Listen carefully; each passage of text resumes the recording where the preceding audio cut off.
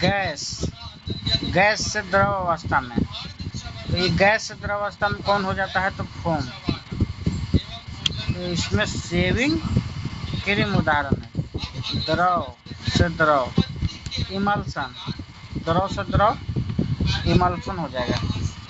जिसमें दूध होता है, दूध द्रव से ही द्रव में रहता है, फेस क्रीम। अब ठोस से द्रव, सोल, मैग्नीशिया मिल्क कीचड़। गैस से ठोस, फोम हो गया, फोम, रबड़, स्पंज, प्यूमिस। द्रव से ठोस, जेल, जेली, पनीर, मक्खन। किस प्रकार का? जेल प्रकार का। ठोस से ठोस, ठोस सोल, रंगीन रत्न, पत्थर और गुड़िया। क्वेश्चन पूछ देगा यहाँ पे, एरोसोल में क्या है? कोहरा कौन सा प्रकार है? तो एरोसोल। बादल एरोसोल, कुहासा एरोसोल, एरोसोल। धुआं, स्वचालित वाहन aerosol. Foam, shaving cream, shaving cream foam. दूध है से इमल्सन है, क्वेश्चन पूछता है। और इसमें जेली पूछता है, पनीर पूछता है, तो जेल है।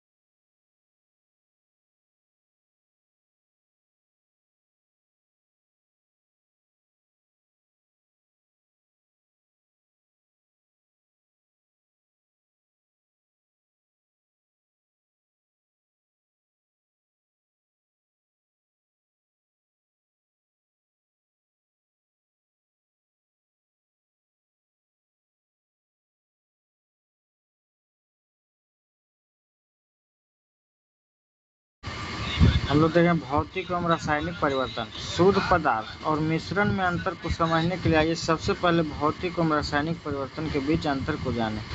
पिछले अध्याय में हमने पदार्थों के भौतिक गुण के बारे में अध्ययन किया।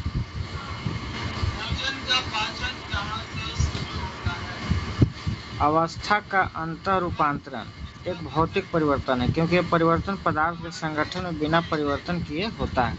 उनकी रासायनिक प्रकृति में कोई परिवर्तन नहीं होता, यद्यपि बर्फ, जल और वाष्प अलग अलग दिखते हैं। ये भिन्न भिन्न भौतिक गुण को दर्शाते हैं, लेकिन ये रासायनिक रूप से समान होते हैं। जल तथा खाना पकाने वाले तेल दोनों द्रव हैं, लेकिन इनके रासायनिक गुणधर्म भिन्न हैं। इनकी गंध और ज्वलनशीलता में अंतर है। हम जानते हैं कि तेल हवा में जलता है, जबकि जल आग को बुझाता है। तेल के रासायनिक गुण जल से अलग करता है। जलना एक रासायनिक परिवर्तन है, और जलने की प्रक्रिया में एक पदार्थ दूसरे से क्रिया करके अपने रासायनिक संगठन में परिवर्तन लाता है। रासायनिक परिवर्तन पदार्थ के रासायनिक गुणधर्मों में परिवर्तन लाता है और हम नया पदार्थ पाते हैं। रासायनिक परिवर्तन को रासायनिक प्रतिक्रिया भी कहते हैं। मोमबत्ती के जलने की प्रक्रिया में भौतिक एवं रासायनिक दोनों परिवर्तन होते हैं। क्या आप इनकी पहचान कैसे करेंगे कि मोमबत्ती का जलने की प्रक्रिया भौतिक और रासायनिक दोनों है?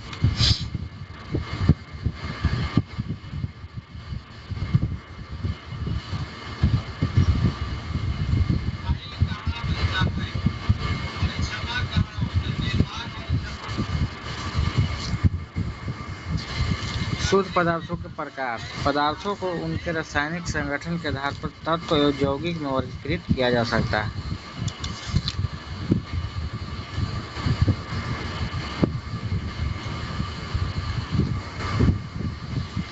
तत्व। रॉबर्ट बायल पहले वैज्ञानिक थे जिन्हें सन 1661 में सर्वप्रथम तत्व शब्द का प्रयोग किया था। रॉबर्ट फ्रांस के रसायन एंटोनी लॉरेंट लैवोisier ने सबसे पहले तत्व की परिभाषा को प्रयोग द्वारा प्रतिपादित किया। उनके अनुसार तत्व पदार्थ का वह मूल रूप है जिसे रासायनिक प्रतिक्रिया दौरान सरल पदार्थों में विभाजित नहीं किया जा सकता है। तत्व को साधारणतः धातु, अधातु और उपधातु में वर्गीकृत किया जा सकता है। धातुएं प्रायः दिए हुए निम्न गुणधर्म में सभी को कुछ प्रदर्शित करती है। धातु चमकीली होती है, चांदी जैसा सफेद या सोने की तरह पीले रंग की होती है। ये ताप तथा विद्युत का सुचालक होता है और ये तन्य होती है। ये आघातवर्ध होती है, इनको पीटकर महीन चादरों में ढाला जा सकता है और ये प्रतिध्वनिपूर्ण होती है। सोना, चांदी, तांबा, लोहा, सोडियम, पोटेशियम इत्यादि धातु का उदाहरण है। पारा धातु होते हुए भी कमरे के तापमान पर द्रव है। अधातुएं दिए गए गुणों से प्रायः कुछ को या सभी को प्रदर्शित करती है। विभिन्न रंग की होती है, ताप और विद्युत के कुचालक होते हैं, चमकीली, प्रतिध्वनि और आघातवर्धनीय नहीं होती है। हाइड्रोजन, ऑक्सीजन, आयोडीन, कार्बन, कोल, कोक जिसको कहते हैं ब्रोमीन, क्लोरीन इत्यादि धातुओं के उदाहरण हैं। और कुछ तत्व धातु और अधातु के बीच के गुण को दर्शाता है जिन्हें उपधातु कहा जाता है। बोरॉन, सिलिकॉन और जर्मेनियम ये उपधातु हैं।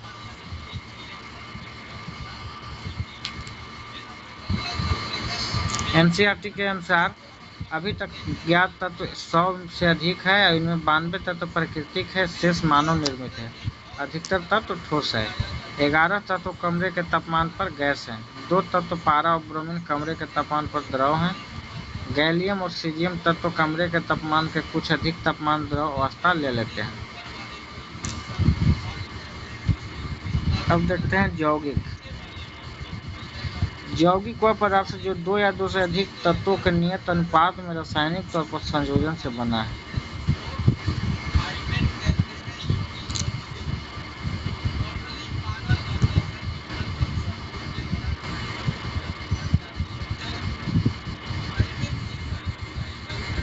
मिश्रण तथा यौगिक में देखिए अंतर हम लोग देखेंगे। मिश्रण और यौगिक। तत्व या यौगिक केवल मिश्रण बनाने के लिए मिलते हैं, किंतु किसी नए यौगिक का निर्माण नहीं करते हैं। मिश्रण तत्व क्रिया करके नए यौगिक का निर्माण करते हैं। मिश्रण का संगठन परिवर्तनीय है और नए पदार्थ का संगठन सदैव अस्थायी होता है। यौगिक में मिश्रण में उपस्थित घटकों का गुणधर्म को दर्शाता है, जबकि यौगिक नए पदार्थ के गुणधर्म पूरी तरह से भिन्न होते हैं। घटकों को भौतिक विधियों द्वारा सुगमता से पृथक किया जा सकता है। घटकों को केवल रासायनिक या वैद्युत रासायनिक प्रतिक्रिया द्वारा पृथक किया जा सकता है। मिश्रण के गुण उन दोनों मिले हुए तत्वों के गुण के समान हैं। समूह 2 द्वारा प्राप्त सामग्री यौगिक है। दोनों तत्वों की तीव्रता से गर्म करने पर हमने यौगिक पाया जिसका गुण मिले हुए तत्वों से पूरी तरह भिन्न है।